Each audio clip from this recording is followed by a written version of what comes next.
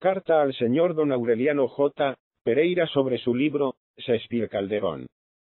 Por Emilia Pardo Bazán. Distinguido amigo y compañero de letras, me pide usted parecer acerca de su última obra, Paralelo entre Shakespeare y Calderón, premiada en el certamen literario que celebró el Instituto de Lugo. Con gusto diré mi opinión a usted y al público, en la forma más sucinta y modesta, que es la epistolar, por no consentirme mis actuales trabajos, que los abandone largo tiempo, ni que me engolfe en los estudios indispensables, para hablar de autores tan excelsos, y hacer crítica de crítica, empresa laboriosa y ardua, si las hay en el mundo. Empiezo reconociendo que para desenvolver, como es debido el tema propuesto, se requerían condiciones muy distintas de aquellas en que usted se encontró. Apenas hay tela cortada con un tema semejante. Creemos de barato que se renuncie a saber algo no más de lo que la infatigable crítica germánica ha desentrañado en el monumento calderoniano y shakespeariano, que se prescinda de los innúmeros comentarios, notas y escolios, de las monografías e investigaciones referentes al origen del teatro inglés y español, que no se pretenda atesorar riquezas bibliográficas, ni rebuscar noticias inéditas en tan espigada heredad. ¿Acaso esta labor de erudito y de benedictino, con ser la más ingrata, no sea la más difícil de la crítica? Harto más mérito supone, en mi concepto, el emitir un juicio atinado, y a la vez original, el pensar bien sin dejar de pensar por cuenta propia, el hablar de un autor con el fuego y energía, que presta a la palabra el conocimiento de un asunto, y el interés que nos inspira. Y para lograr este resultado, es preciso familiarizarse con los autores. Y cuando los autores son Shakespeare y Calderón, ya no es floja tarea solo leerlos despacio. Un año entero, mientras aprendía la lengua inglesa, fue Shakespeare mi lectura casi exclusiva, un tomo de 1007 páginas, a 2 columnas, de apretados y menudísimos caracteres. Pues bien, si es cierto que llegué a aprender de memoria escenas de las obras maestras Otelo, Hamleto, Romeo y Julieta, Ricardo III, también lo es que de otras tragedias y comedias menos conocidas, aún hoy no me he saciado, ni puedo decir que las poseo a fondo. De mi exploración shakespeariana saqué en limpio, primero que para conocer a Shakespeare, no basta leerlo una ni dos veces, ni leer una o algunas de sus obras. Segundo que Shakespeare es tan desproporcionadamente grande, que no le iguala ningún otro dramático, excepto Esquilo, considerado cada cual en su respectiva esfera y tiempo. Más adelante apoyaré este dictamen. Ahora solo quiero insistir en la dificultad que, para el tema que usted desenvolvió, supone la mera lectura de los autores, en el plazo inverosímilmente corto, que otorgaron las bases del certamen. Pero además, como ni el más diestro marino navega sin brújula, es de rigor consultar unas cuantas obras de crítica, que yo admito que sean las más compendiosas. Es necesario repasar la historia, para que cada figura literaria se sitúe en su verdadero puesto, en su ambiente natural, y para que no juzguemos al poeta de Isabel Tudor, como juzgaríamos a Byron o a Núñez de Arce. Esto pide espacio y libros. Usted no contaba con lo primero, y en cuanto a lo segundo, yo sé por experiencia cuán mancas y deficientes son las bibliotecas provinciales, y cuán ardua cosa es procurarse a veces el libro que se ha menester, aun encargándolo a la corte. No hace mucho que carecí de varias obras referentes a Raimundo Lulio, y cuando dictaba el estudio crítico de las obras de Feijóo, recuerdo que apenas pude reunir 2 o 3 de las que más deseaba consultar. Algo se encuentra, buscando mucho. Pero si dedicamos a juntar libros, las horas necesarias para escribirlos, haremos famoso negocio. Insisto en tales pormenores, a fin de añadir, en elogio de usted, que escribiendo un paralelo de Calderón y Shakespeare, sin tiempo, sin libros, con el ahogo y premura que sabemos, ha conseguido, a pesar de lo desfavorable de las circunstancias, realizar un estudio metódico y bien pensado, y adoptar las opiniones generales más rectas. Su obra de usted puede ser consultada con fruto, por los que deseen conocer en resumen, pero con acierto, la cuestión que en ella se ventila. ¿Ha leído usted algo de lo mejor que sobre Calderón y Shakespeare se ha escrito? Y sobria y atinadamente ha tomado los textos que bastan para dar cuerpo y autoridad a un estudio crítico. Sin la precipitación forzosa con que corrió su pluma, sin los inconvenientes casi invencibles con que hubo de luchar, el libro hubiera sido más personal y vigoroso. Pero es usted joven, y no le faltan alientos para aspirar a mayores triunfos.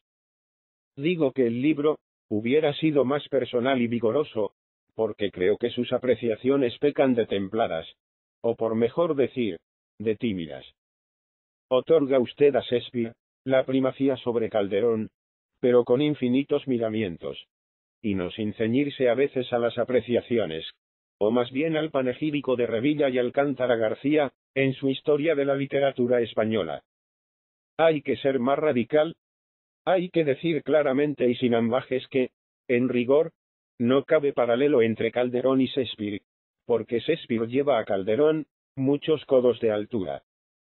Y basta que esto sea verdad para que debamos declararlo, sin miedo a la nota de tibios amantes de nuestra patria. Yo he pensado siempre lo que ahora escribo. Algo indiqué ya, en el mismo sentido, cuando se verificó el centenario de Calderón, y el ilustrado literato señor Vidart me impulsó a emborronar 2 artículos referentes a tan memorable solemnidad, y a la que deseaba el señor Vidart que se celebrase a honra de Cervantes, con mayor justicia. Cervantes sí que puede hombrearse con Shakespeare, y con cualquier ingenio de los mayores que hayan producido los siglos. Que Calderón, valiendo mucho, tengo para mí que no alcanza, ni a Cervantes ni a Shakespeare.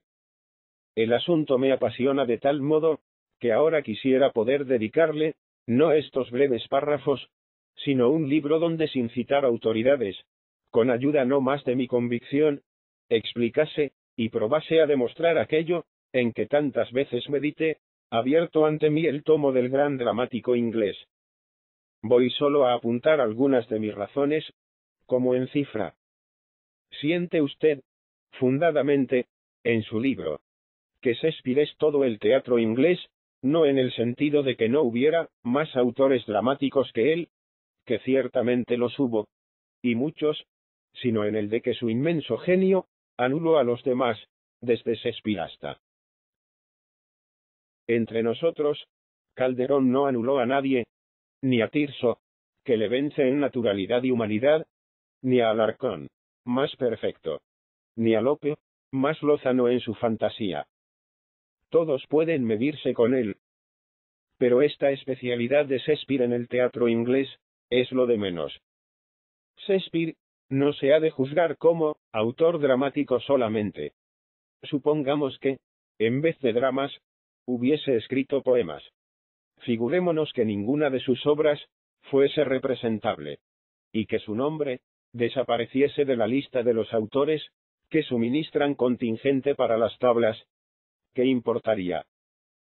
Tampoco se ponen hoy en escena tragedias de Esquilo, y sin embargo su Prometeo es inmortal.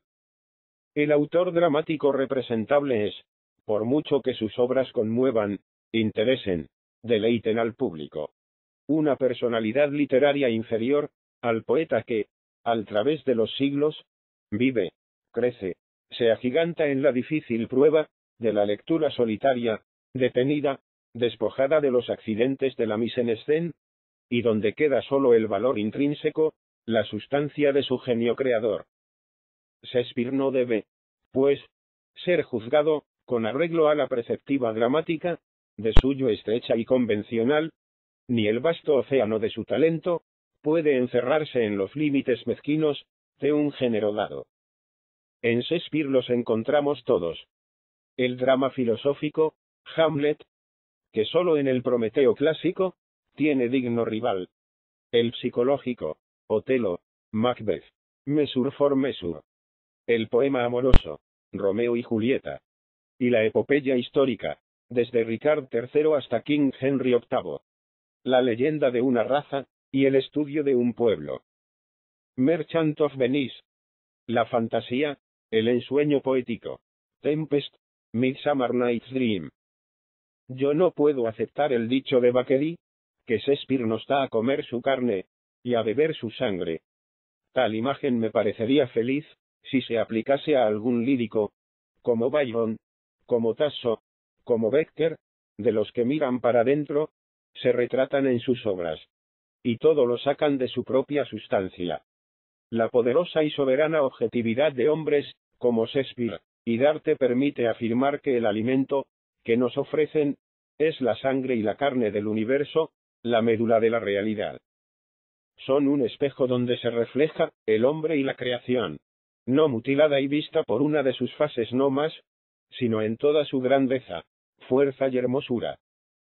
¿Posee Calderón esta regia prerrogativa? No, ciertamente. Sus acendrados admiradores se ven en grave aprieto, cuando intentan vindicarlo de la acusación, de no haber comunicado soplo vital, a un personaje, de no haber engendrado un ser viviente. En vez de individualizar, Calderón generalizó. Lo hizo con divino ingenio, con sutileza y habilidad extraordinaria. Galvanizó diestramente, remedó la vida, pero no acertó a infundirla. Sus héroes fueron raciocinios, sentimientos, ideas, todo menos hombres. Este representa el honor, aquel los celos, el otro el libertinaje, el de más allá la lealtad, y ninguno, la humanidad en su complicada organización, en las fibras íntimas de sus tejidos morales. ¿Acaso maliciará usted, si opino así sobre Calderón, al cual usted juzga de un modo bastante análogo, porque se le ha clasificado como idealista, mientras Shakespeare figura entre los realistas? Bien sabe Dios, que no llevo la cuestión a terreno tan dogmático. Para mí, la cosa es llana y casi sencilla, se reduce a números. Es que, con tener Calderón gran cantidad de talento, Shakespeare, lo repito, tiene mucho más. También Shakespeare creó tipos generales. También personificó los celos en Otelo, la hipocresía en Angelo, el remordimiento en Macbeth, la ambición en Ricardo III, la abnegación en Cordelia. Pero el caso es que, a la vez que personificaciones, Otelo, y Angelo, y Ricardo III, y todos los moradores del mundo de Shakespeare, son individuos de nuestra especie, alientan, andan, se tienen de pie. Son ideas, pero ideas que se hicieron carne, para habitar entre nosotros. Según observa acertadamente, bastan solo los caracteres femeninos, para subir a Shakespeare muy por encima de Calderón. Las mujeres de Calderón son muñecas rígidas, cautivas en los duros pliegues de su brial, tiesas y embutidas en su angosto corpiño, y su almidonada gola, como lo están los retratos de la época. Cuánta disertación, cuánto discreteo, cuánta gala postiza, habría que quitarles para descubrir, no ya sus músculos y nervios, sino solo su epidermis femenina. Media humanidad, la hembra, falta en Calderón. En cambio Shakespeare la admitió, no solo como elemento dramático, sino como individualidad típica, objeto de profundo estudio. Desde Ofelia, coronada de flores silvestres, hasta Lady Macbeth, con las manos tintas en sangre, qué galería de mujeres portentosamente retratadas, tan suaves unas, tan terribles otras, tan verdaderas todas. Llega el arte, o el instinto del artista, a causarnos la sensación física de que oímos, y vemos a sus modelos. Todos juzgamos a Ofelia rubia, esbelta, oval de rostro, delicada de formas. Todos escuchamos la risa retozona y argentina de Mistress Page, la alegre comadre. Todos sabemos que Lady Macbeth era alta, angulosa, de delgados labios y pálidas mejillas. Todos conocemos el sereno mirar de Cordelia, los ojos resplandecientes y vivos de Julieta. ¿No es cierto que sí? Sé y admiro las bellezas de Calderón, y no ignoro los lunares, que se notan en el poeta inglés. Pero considero que los defectos de Shakespeare, a diferencia de los del autor de La vida es sueño, son los que, por nuestro mal, pueden achacarse a la vida misma. Shakespeare es brutal y grosero en ocasiones, como la realidad, y, como la realidad, tiene momentos de delicadeza y poesía incomparables. Convengo en que cabe trazar fábulas escénicas, con más elegancia, atildamiento, armonía y proporción que Shakespeare. Dramaturgos medianos lo han logrado. Admito que no es difícil combinar con mayor maña las piezas del ajedrez cómico. Calderón, en Casa con dos puertas, dio muestra singular de semejante género de habilidad. La ancha y honda corriente de la inspiración shakespeariana salta y rompe esos diques endebles. El enredo es una jaula chica, en que águilas caudales como Shakespeare no aciertan a acomodarse. Comedy of Errors parece la obra en que Shakespeare abusó más del caprichoso juego de la fantasía, pero ya sabemos que esta comedia, de las más flojas de su teatro, toma el inverosímil asunto de los menegmos del poeta latino. La vida no tenía esas peripecias, esas coincidencias, esos artificiosos mecanismos teatrales, que se llaman, en lenguaje escénico, acción y movimiento. Corre ancha, fecunda y majestuosa, como Shakespeare la pintó.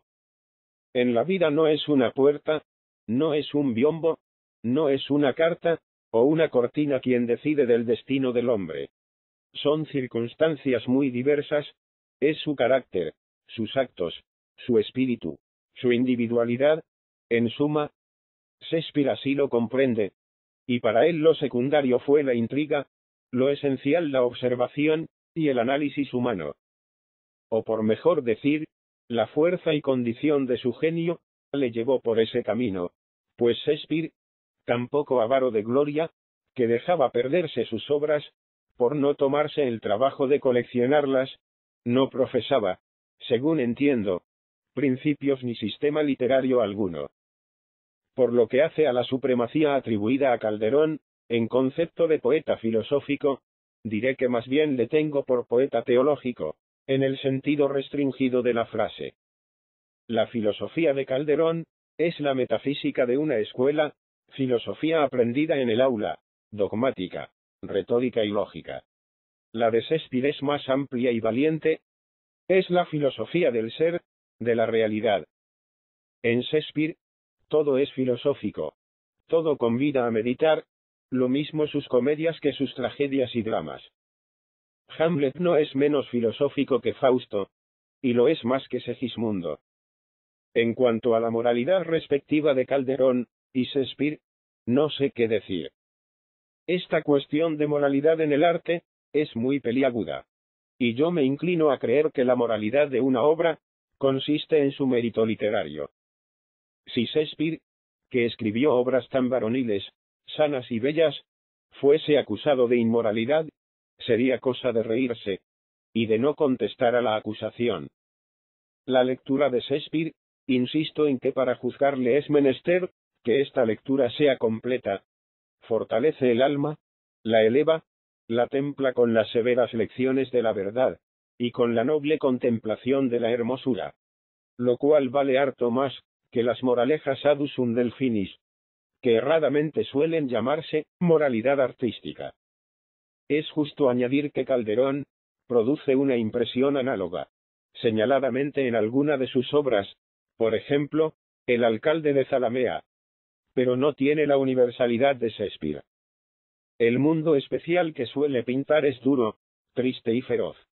Hay en aquellos galanes discreteadores, en aquellos maridos atildados, que dicen a sus mujeres tan líricos requiebros, un fondo de barbarie encubierta, una crueldad que castiga culpas no cometidas aún, una fiereza sombría, que pugna con la dulzura del catolicismo. Si Calderón quiso proponer por modelos de conducta a sus héroes, declaro que la moral de Calderón es la que profesarían en sus selvas los bárbaros del norte. Si quiso solamente, y esto es lo probable, crear personajes que sean trágicos, símbolo de lo que por honor se entendía entonces, acertó, porque supo hacer vibrar la cuerda del terror, y dar grandeza a sus tétricas figuras. No, no puedo convenir en que Calderón sea poeta católico por oposición a Shakespeare. ¿Asiente usted a ese supuesto? Voy a decirle a usted por qué no conformamos. Créese que Shakespeare profesó la religión católica. No está, sin embargo, suficientemente probado. Pero yo pongo por caso que haya sido protestante, no le hace. Aquí de lo que tratamos es del carácter de sus obras. Shakespeare es el poeta del albedrío, de la responsabilidad humana, que el protestantismo atacó y negó. Si la musa de la tragedia antigua es la fatalidad, la libertad es la del cristianismo católico. La colosal creación de Hamlet, tan distinto del antiguo Orestes, tan dueño de sí, hasta en los supremos momentos en que su razón naufraga, en la borrasca deshecha del dolor, bastaría a probar mi tesis. Si Macbeth, Ricardo III, Mesure for Mesure y otras muchas, no acabasen de demostrarla. No quiero aprovechar, para robustecerla, el papel que en Hamlet desempeñan los dogmas católicos, la simpática pintura que hizo de los frailes, cuando la Reforma los denigraba. Todos estos pudieran ser casuales incidentes, pero para mí, repito, el carácter católico de Shakespeare reside en el concepto de su filosofía, la responsabilidad y el albedrío. La moralidad de Shakespeare es la misma del autor de la Divina Comedia. Si Calderón es un gran poeta teológico, sobre todo en sus autos, y en alguno de sus dramas, Shakespeare es tan católico como él y como Dante. Esfuerza esta apreciación el considerar cómo, bajo el influjo del catolicismo, las letras inglesas han ido desviándose cada vez más de la tradición shakespeariana. El soplo helado de la mojigatería protestante aniquiló la literatura franca, libre, humana, y la sustituyó con otra sin olor, color ni sabor, anodina, soporífera y mediocre. Hoy las audacias de Shakespeare asustan en su país, y hay toda una legión de pigmeos, dedicada a expurgar, corregir y adaptar a Shakespeare, para publicarlo en ediciones inofensivas. ¿Qué le parece a usted de Shakespeare expurgado y corregido? Y qué bien que estaría el Quijote, sin la escapatoria nocturna de Maritornes, sin los pormenores de la aventura de los batanes, y sin otras menudencias por el estilo. Pero aquí, los que leen el Quijote tienen el mal gusto de quererlo conforme Cervantes lo escribió.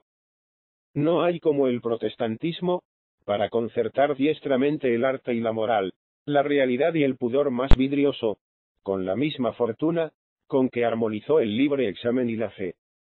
Hablando en serio, me desespero cada vez que tropiezo con una de esas ediciones de Shakespeare mutilado y desjarritado, que hoy abundan tanto en Inglaterra, y creo que la decadencia de las letras, y singularmente del teatro, en el Reino Unido, no proviene sino del espíritu eminentemente antiliterario de la Reforma. Y ya me parece hora de dar fin, que se acaba el plazo, aunque no la materia, y de resumir la idea general que de su libro de usted he formado.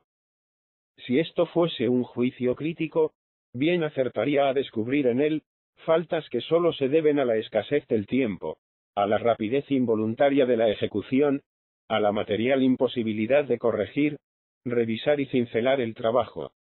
Pero teniendo todo esto en cuenta, el excelente sentido crítico, que campea en sus páginas, el acierto con que, dejada a un lado la timidez de algunos juicios, están delineadas las dos figuras de Shakespeare y Calderón, y el método y facilidad suma, para escribir que revela en conjunto el libro, indican cuánto puede usted hacer, si quiere, en el terreno crítico, a donde le llaman sus aptitudes, y por el cual desea verle avanzar su amiga afectísima, que besa su mano.